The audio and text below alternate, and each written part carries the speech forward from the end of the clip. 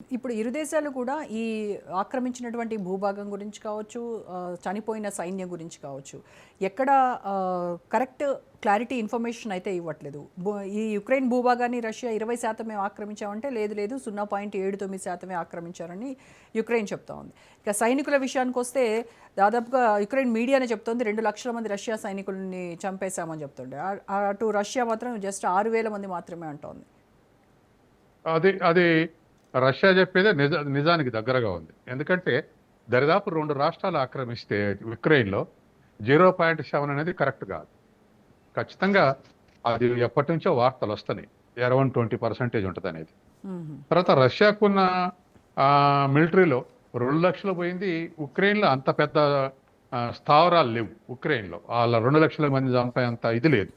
కాకపోతే మొదట over confidence తోటి కాస్త ఎక్కువ ఎక్సెసివ్గా పోయారు రష్యన్ సైనికులు, నష్టపడ్డారు. కాబట్టి ఇవాళ ఉన్నటువంటి మీడియాలో అదేం ఐరన్ కర్టన్ ఎకానమీ కాదు, అదేం కమ్యూనిస్ట్ దేశం కాదు రష్యా. కాబట్టి ఓపెన్ మార్క్ సిస్టమే కాబట్టి దరిదాపు దగ్గరనే ఇవి రిపోర్ట్ చేసేటువంటి అవకాశం ఉంది. కాబట్టి అమెరికన్ సర్వే సంస్థ రిపోర్ట్ చేసిందే దగ్గరగా ఉంది. ఇప్పుడు ట్రంప్ పుతిన్ ఇద్దరి మధ్య మంచి రిలేషన్స్ ఉన్నాయి, నా స్నేహితుడు అని చెప్తా ఉన్నారు కదా సార్. ట్రంప్ కూడా మాట్లాడారు, ఆయన కూడా స్నేహపూర్వకంగా వాతావరణం ఉంది అని చెప్పారు. మరి ఈ స్నేహము ఈ యుద్ధం ఆపడానికి అంటే ఆయన పుతిన్ ట్రంప్ మాట వినేటువంటి అవకాశం లేదంటారా ఈ స్నేహం బేస్ చేసుకొని? అంటే ముందు ట్రంప్ కూడా రెచ్చగొట్టాడుగా. ఇప్పుడు ఆయిల్ ఇండియా దిగుమతి చేసుకోవడానికి వీల్లేదు, ఇంకో దేశం కొనడానికి వీల్లేదు అనేటువంటి ఆంక్షలు అమెరికా పెట్టినాయగా. అమెరికా ఎట్లా మిత్రుడవుతాడు? తర్వాత రెండోది, మాస్కో ఒడ్డుకు యూరప్ ప్రాంతంలో ఉన్నటువంటి రష్యా ప్రాంతానికి తన నౌకని పంపాడుగా, ఈ సముద్ర నౌకని. దాన్ని రష్యన్ సైన్యాలు అడ్డగించినాయి, లేకపోతే బెదిరించి చూశాడు, దగ్గర వరకు పోయాడు. కానీ రష్యా నౌకలు చుట్టుముట్టిన తర్వాత మళ్ళీ వాపసు వచ్చాడు. కాబట్టి అమెరికాతో కూడా ఢీ కొట్టడానికి సిద్ధమని పుతిన్ ఇండికేషన్ ఇచ్చిన తర్వాతనే ట్రంప్ వెనక్కు తగ్గాడు, లేకపోతే బెదిరించి చూశాడు ముందు. కాబట్టి ఆ ప్రెజర్ టాక్టిక్స్ ట్రంప్ నుంచి కొనసాగుతూనే ఉన్నాయి. పుతిన్ మొండిగా ఉంది. పుతిన్ లక్షణం ఏంటంటే పుతిన్ ప్యూర్ పాలిటీషియన్ కాదు. ఉమ్మడి సోవియట్ యూనియన్ నాడు ఆయన కేజీబీ ఆఫీసర్గా పనిచేశాడు, ఇంటెలిజెన్స్ ఆఫీసర్గా పనిచేశాడు. కాబట్టి దాన్ని ఉన్నత స్థాయిలోనే పనిచేశాడు. కాబట్టి ఆయనకు అమెరికన్ వీక్నెస్లు తెలుసు, రష్యా వీక్నెస్లు తెలుసు, ఈ బేదనుపుల ఎత్తుగాళ్ళు తెలుసు, అన్ని తెలుసు ఆయనకు. ఆయన ఒక సైనికుడు. కాబట్టి సహజంగానే అమెరికా బెదిరిస్తే బెదరడం లేదు పుతిన్. అది కాబట్టి ఇండివిజువల్గా ఒక స్టబర్న్గా ఉన్నాడు పుతిన్. తర్వాత రెండోది ఏంటంటే రష్యా అంత పెద్ద ప్రాంతంలో, అంత పెద్ద జియోగ్రఫికల్ ఏరియాలో సోవియట్ రిపబ్లిక్స్ విడిపోయిన తర్వాత ఉన్నది 14 కోట్ల మంది. 14 కోట్ల మందికి ఆ వనరులు కల్పించడం పెద్ద లెక్కలు ఉంది కదా రష్యాకు. ఎందుకంటే ఇవాళ మనకు 140 కోట్ల మంది, మనం 145 కోట్ల మంది, మనది $4 ట్రిలియన్ ఎకానమీ ఉంటే మనం బాగా ఎదుగుతున్నామని మనం భావిస్తున్నాం. మరి 14 కోట్ల మందికి దరిదాపు $2.5 ట్రిలియన్ అంటే వాళ్ళకు వచ్చిన కొరత ఏం లేదు. ఇది ఒక అంశం. రెండోది, కంప్లీట్గా సప్లై చైన్ దిగిపోకుండా, డిమాండ్ చైన్ దిగిపోకుండా చైనా పక్కన ఉంది 100% అండర్స్టాండింగ్ తోటి. రష్యా నుంచి మొత్తం ఆయిల్ కొంటది, వాళ్ళకు వచ్చేటువంటి ఫారెన్ కరెన్సీ ఆయిల్ ద్వారానే. కాబట్టి మొత్తం రష్యన్ ఆయిల్ని చైనా కొంటుంది. రష్యాకు కావాల్సినటువంటి అన్ని రకాల సరుకులు చైనా సప్లై చేయగలదు. అది ఎందుకంటే చైనా $21 ట్రిలియన్ ఎకానమీ. కాబట్టి రష్యాకు సప్లై చేయడం దానికి పెద్ద కష్టమైన పని కాదు. తర్వాత రెండోది, చైనాకు ఇతర దేశాలకు ఎక్స్పోర్ట్ చేయకుండా అక్కడక్కడ అమెరికా ఆంక్షలు అమలు జరుపుతుంది.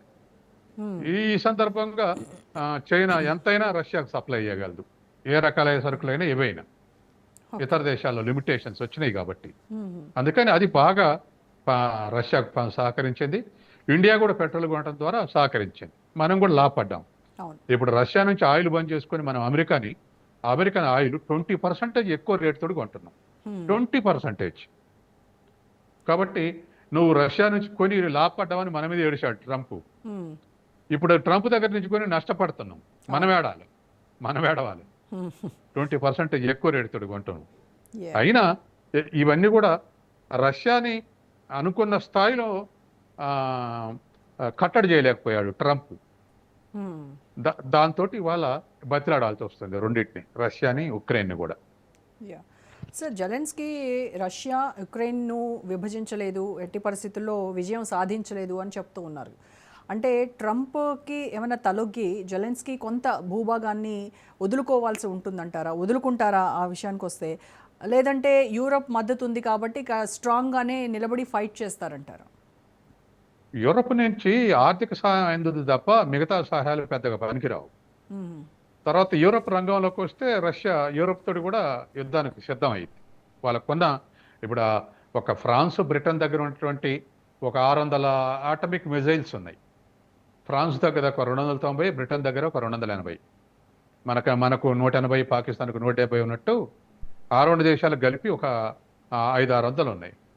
కాబట్టి ఆ యూరప్ డిఫెన్స్లో ఉపయోగపడదు, ఆర్థికంగా ఉపయోగపడితే ఆర్థికంగా ఉపయోగపడుతుంది కూడా. మ్మ్. కాబట్టి రష్యా దరిదాపు ఉక్రెయిన్ దరిదాపు 80% డిస్మాంటిల్ అయింది. ఓకే. కన్స్ట్రక్షన్ కానీ లేకపోతే ఇండస్ట్రీస్ కానీ. ఉక్రెయిన్ యొక్క ప్రాణమే సర్వీస్ సెక్టర్, ముఖ్యంగా ఇండస్ట్రియల్ సెక్టర్. హెవీ ఇండస్ట్రీస్ ఉన్నాయి ఉక్రెయిన్లో. ఉమ్మడి సోవియట్ ఉన్నాడు కూడా. ఓకే. కాబట్టి అవన్నీ డ్యామేజ్ అయి ఉన్నాయి. ఇవాళ ఎకానమీ మొత్తం డ్యామేజ్ అయి ఉంది. వాస్తవానికి యూరప్ ఆర్థిక సాయం చేయకపోతే నెల రోజులు కూడా తట్టుకోలేదు ఉక్రెయిన్. మ్మ్. కాబట్టి యూరప్ ఆర్థిక సాయం చేయడానికి పనికి వస్తుంది, కానీ డిఫెన్స్లో చాలా తక్కువ స్కోప్ ఉంది. మ్మ్. అది ఏదో కొంత ఎక్విప్మెంట్ పంపుతున్నారు. కాబట్టి దాన్ని ఉక్రెయిన్ రక్షించే క్యాపబిలిటీస్ ఆర్థికంగా ఉన్నాయి, కానీ డిఫెన్స్ పరంగా యూరప్కు లేవు. ఓకే.